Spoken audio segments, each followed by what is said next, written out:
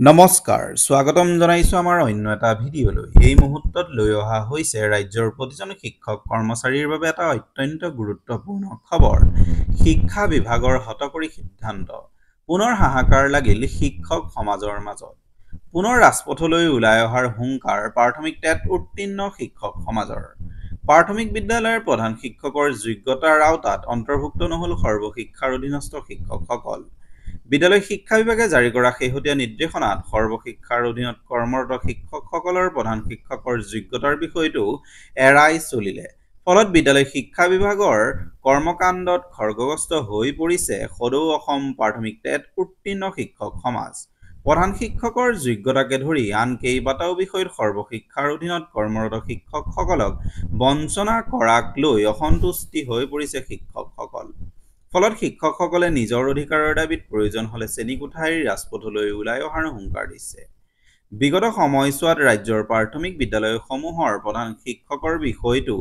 এক গুৰুত্বপূৰ্ণ সমস্যা হিচাপে চিহ্নিত হৈ আহিছিল এই সমস্যা সমাধানৰ বাবে শিক্ষকসকলে এক দীঘলীয়া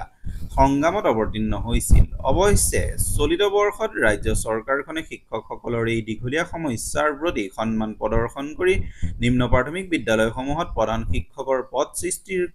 কথা ঘোষণা কৰে সমান্তৰালকৈ এই বৰ্ষৰে মাৰ্চ মাহৰ ৩ তাৰিখে বিদ্যালয় শিক্ষা বিভাগে প্ৰধান শিক্ষকৰ পদৰ অৰ্হতা সংক্ৰান্তীয় এক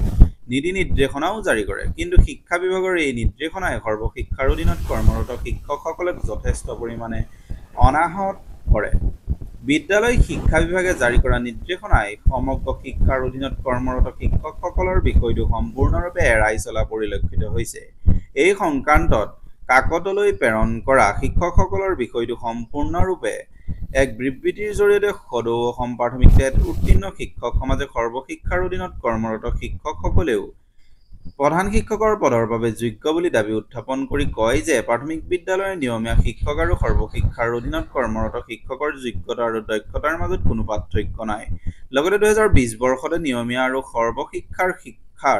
শিক্ষকৰ সকলো সম অধিকাৰ প্ৰদানৰ শিক্ষা বিষয়াই